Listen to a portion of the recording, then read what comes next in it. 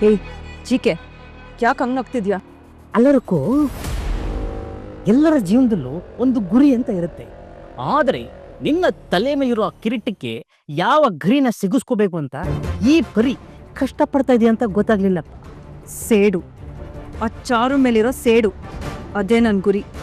ಅಯ್ಯೋ ತಾಯಿ, ನಿನಗೆ ನನ್ನ ಮೇಲೆ ಸೇಡಿತ್ತು ಅಂತಂದ್ರೆ ನೀನು ಬಂದು ನನ್ನ ಹೊಡಿಬೇಕು.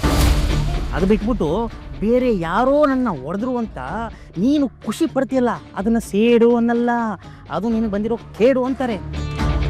ಅಲ್ಲ, ಅಗ್ನಿ ಸಾಕ್ಷಿಯಾಗಿ ಮದುವೆ ಆಗಿದೆಯಾ, ಮುತ್ತನಂತ ಗಂಡ ಇದ್ದಾನೆ, ಅವನ ಜೊತೆಗೆ ಖುಷಿಯಾಗಿ ಸಂತೋಷವಾಗಿ ಜೀವನ ನಡೆಸೋದು ಬಿಟ್ಬಿಟ್ಟು ಯಾವುದೋ ಅಳ್ಸೋಗಿರೋ ಸೇಡನ್ನ ಹಿಡ್ಕೊಂಡು ಹಿಂಗೆ ಅಲ್ದಾಡ್ತಾ ಇದೆಯಲ್ಲ, ಇದು ನಾ ಕಾಮಿಡಿ ಎಂದೆ ಇನ್ನೇನಮ್ಮ ಅನ್ಬೇಕು?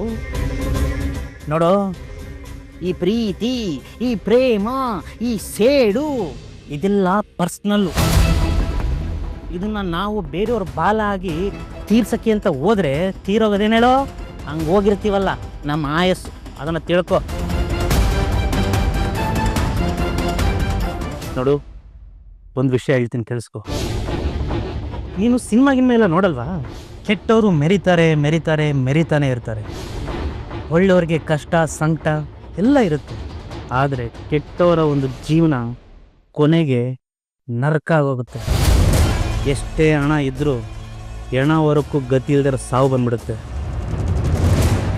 ನೀನು ಈ ಮಾನ್ಯತೆಯ ಜೊತೆ ಇದ್ದರೆ ನಿನಗೂ ಅಂತ ಸಾವೇ ಬರುತ್ತೆ. ಅದು ಬೇಕಾ? ಅಂದರೆ ಧರ್ಮ ಅಧರ್ಮ ಇದರ ನಡುವೆ ನಡೀತಾ ಇರೋ ಯುದ್ಧ ಇದು. ಇದರಲ್ಲಿ ಗೆಲ್ಲೋದು 100% ಆ ಚಾರು ರಾಮಚಾರಿ ಅದ್ಭುತವಾದ ಜೋಡಿ, ಅಮರ ಪ್ರೇಮಿಗಳು. ಆ ಚಾರು ಬಂದು ಚಾರ್ಜ್ ಮಾಡೋದು, ಆ ರಾಮಾಚಾರಿ ನಿಂತು ಫೇಸ್ ಮಾಡೋದು, ಇದನ್ನೆಲ್ಲ ನಾನು ನೋಡಿರೋದ್ರಿಂದ ಹೇಳ್ತಾ ಇದ್ದೀನಿ. ಈ ಮಾನ್ಯತಾ ಅವಳು ಹೋಗ್ತಿರೋ ದೋಣಿಗೆ ಅವಳೇ ತೂತ್ ಮಾಡಿ ಒಳಗಡೆ ನೀರನ್ನ ನುಗ್ಗಕ್ಕೆ ಬಿಟ್ಬಿಟ್ಟು ಇದೇ ದೊಡ್ಡ ಸಾಧನೆ ಅಂತ ಚಪ್ಪಾಳೆ ತಟ್ಕೊಂಡು ನಿಂತವಳೆ. ದ ಗ್ರೇಟ್ ಮಾನ್ಯತಾ ಎಡ್ರೋಸ್ ಅವರು ತಾನು ಎತ್ತಿರೋ ಮಗಳು ಜೀವನನೂ ಹಾಳು ಮಾಡಿ ಅವಳ ಜೀವನಕ್ಕೂ ಅವಳೇ ಬೆಂಕಿ ಇಟ್ಕೊಂಡು ಟ್ರ್ಯಾಜಿಡಿ ಪೀಸ್ ಆಗ್ತಿರೋ ಕಾಮಿಡಿ ಪೀಸ್ ಅದು ಅಲ್ಲ. ಅದ್ರ ಜೊತೆ ಸೇರಿಕೊಂಡು ನೀನು ಯಾಕೆ ನಿನ್ನ ಜೀವನನ ಹಾಳು ಮಾಡ್ಕೊತಾ ಇದೆಯಾ? ಹೂವಿನ ಜೊತೆ ನಾರು ಸ್ವರ್ಗಕ್ಕೆ ಹೋದಂಗೆ ನೀನು ಯಾಕೆ ಈ ಹಾವಿನ ಜೊತೆ ನೀನು ನರಕಕ್ಕೆ ಹೋಗ್ತೀನಿ ಅಂತ ಕುಣಿತಾ ಇದೆಯಾ? ಬುದ್ಧಿ ಇಲ್ವಾ ನಿಂಗೆ? ನೋಡೋ, ಮತ್ತೆ ಹೇಳ್ತಾ ಇದ್ದೀನಿ, ಇಲ್ಲಿ ಸಾಯೋದು ಆ ಮಾನ್ಯತಾ. ನೀನೇನಾದರೂ ಅವಳ ಜೊತೆಗಿದ್ರೆ ನೀನು ಕಂಪ್ನಿ ಕೊಡ್ತೀಯ. ಇಲ್ಲಿ ಗೆಲ್ಲೋದು ಚಾರು ರಾಮಚಾರಿ. ಏನೋ ಹೇಳ್ತಾ ಇದೆ ಅದು ರೋಸ್. ಅದು ಏನು ಹೇಳ್ತಿದ್ದೆ ಅಂತಂದರೆ, ಈ ರೀತಿ ಎಲ್ಲ ಹೇಳಿದ್ರೆ ರುಕ್ಕು ಬದಲಾಗ್ತಾಳೋ ಇಲ್ವೋ ಅಂತ ನಾನು ಚಕ್ಕು ಮಾಡ್ತಾ ಇದ್ದೆ. What a bonding ನಿಮ್ಮಿಬ್ಬರದು.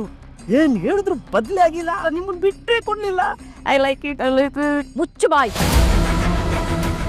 ನಾನು ಎಲ್ಲ ಕೇಳಿಸ್ಕೊಂಡೆ. ಇನ್ನೊಂದ್ಸಲ ಒದೆ ಅಲ್ಲ ಕೊಂದು ಹಾಕ್ತೀನಿ. ರುಕ್ಕು ಬಾ.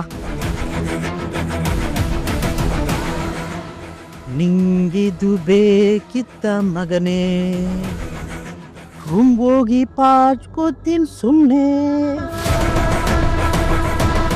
Hello sir. ಪುರುಷೋತ್ತಮ್ ಜಿ, ಏನೋ ಬರ ಕೇಳಿದ್ರಿ? ನಿಮ್ಮ ಹತ್ರ ಒಂದು ಇಂಪಾರ್ಟೆಂಟ್ ವಿಷಯ ಮಾತಾಡಬೇಕು. बैठो। Thank you.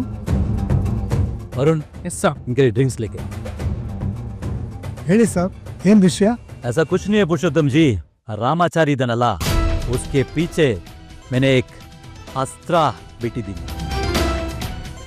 ಆ ಅಸ್ತ್ರ ಹೆಸರು राजी करके। मेरे प्लान जैसे और ಮನೆ ಅವಳು ಸೇರ್ಕೊಂಡಿದ್ದಾಳೆ। वहाँ जाके ನಾನು ಹೇಳಿದ್ದನ್ನೆಲ್ಲ ಹೇಳಿರ್ತಾಳೆ, ಅದನ್ನ ನಂಬಿದ್ರೆ बहुत अच्छा।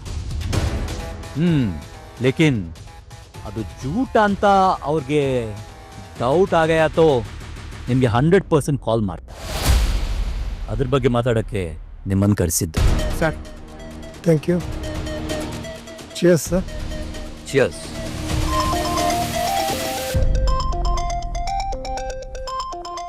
ಸರ್, ಫೋನ್ ಬರ್ತಾ ಇದೆ। ಯಾರ್ದು? ರಾಮಾಚಾರಿದು। ರಿಸೀವ್ ಮಾಡಿ, ಲೌಡ್ ಸ್ಪೀಕರ್ ಅಲ್ಲ। ಹಲೋ ಸರ್, ನಮಸ್ತೆ, ನಾನು ರಾಮಾಚಾರಿ ಮಾತಾಡ್ತಾ ಇದ್ದೀನಿ ಸರ್। ಗೊತ್ತಾಯ್ತು, ಹೇಳಿ ರಾಮಾಚಾರಿ। ಸರ್, ಅದೇನಿಲ್ಲ, ನನಗೊಂದು ಇನ್ಫಾರ್ಮೇಶನ್ ಬೇಕಿತ್ತು। ಅದಕ್ಕೇನಂತೆ, ಕೊಡೋಣ ಏನ್ ಬೇಕು ಹೇಳಿ. ಸರ್ ಆ ನವದೀಪ್ ಇದಾರಲ್ಲ ಅವ್ರ ಸ್ಟಾಫ್ ಬಗ್ಗೆ ನನಗೆ ಒಂದು ಸ್ವಲ್ಪ ಡೀಟೇಲ್ಸ್ ಬೇಕಿತ್ತು ಸರ್. ಏನ್ ಡೀಟೇಲ್ಸ್ ಬೇಕಿತ್ತು ಹೇಳಿ ರಾಮಾಚಾರಿ. ನಮ್ಮ ಮನೆಗೆ ಒಂದು ಲೇಡಿ ಬಂದಿದ್ದಾರೆ ಸರ್. ಅವ್ರ ಹೆಸರು ರಾಜಿ ಅಂತ. ಅವ್ರ ಗಂಡ ಏನೋ ನವದೀಪ್ ಅವ್ರ ಕಂಪ್ನಿಲಿ ಕೆಲಸ ಮಾಡ್ತಿದ್ರಂತೆ. ಆ ನವದೀಪ್ ಅವ್ರ ಗಂಡನ್ನ ಸಾಯಿಸ್ಬಿಟ್ಟಿದ್ದಾರೆ ಸರ್. ಏನು ಆ ನವದೀಪು ಅವನೇನ ಸಾಯಿಸ್ಬಿಟ್ನಾ? ಹೌದು ಸರ್. ಛೇ, ಎಂತ ಲೋಫರ್ ಅಲ್ವಾ ಅವನು. ಎಂತ ಅನ್ಯಾಯ ಆಗಿದೆ. ಹೌದು ಸರ್.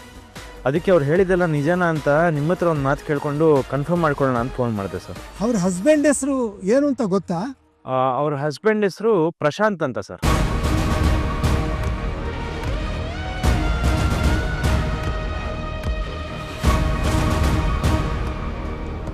ಓ, ಟೀಮ್ ಲೀಡರ್ ಪ್ರಶಾಂತ್. ನವದೀಪ್ ಅವನ ಕಂಪ್ನಿಲಿ ಟೀಮ್ ಲೀಡರ್ ಆಗಿದ್ನಲ್ಲ ಅವನೇ ತಾನೇ?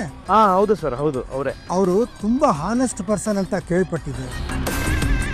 ಅವ್ರು ಸಾವಾಗಿದ್ದು ಈಗ ನೀವು ಹೇಳಿದ ಮೇಲೆ ನನಗೆ ರೀಕಾಲ್ ಆಗಿದ್ದು.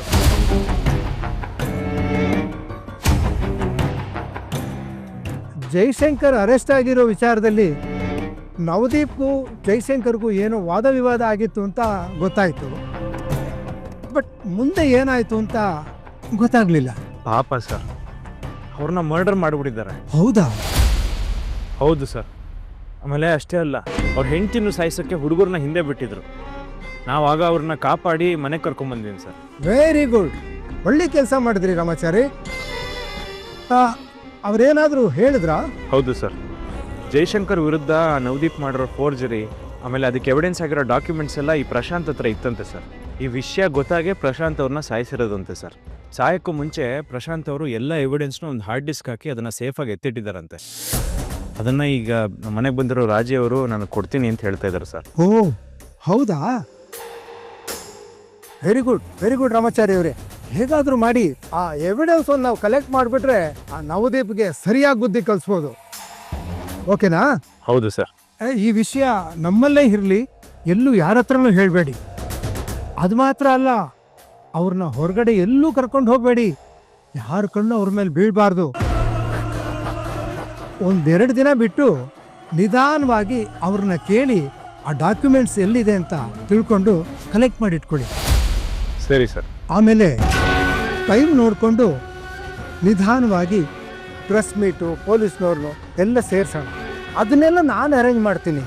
ಬಟ್ ಇದೆಲ್ಲ ಸೀಕ್ರೆಟಾಗಿ ನಡಿಬೇಕು. ಯಾಕೆಂದರೆ ಈ ವಿಷಯ ಲೀಕ್ ಆದರೆ ಅವನು ಎಸ್ಕೇಪ್ ಆಗೋ ಚಾನ್ಸಸ್ ಜಾಸ್ತಿ ಇರುತ್ತೆ. ಹುಷಾರ್.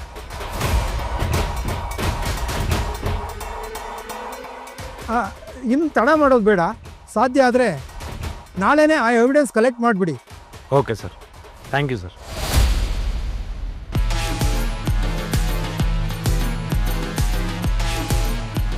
ನನ್ನ ಬಗ್ಗೆ ಇನ್ಫಾರ್ಮೇಶನ್ ಕಲೆಕ್ಟ್ ಮಾಡೋಕ್ಕೆ ನನ್ನ ಮನೆಗೆ ಫೋನ್ ಮಾಡ್ತಾನೆ ಬೇವ್ಕು. ಚಿಯರ್ಸ್.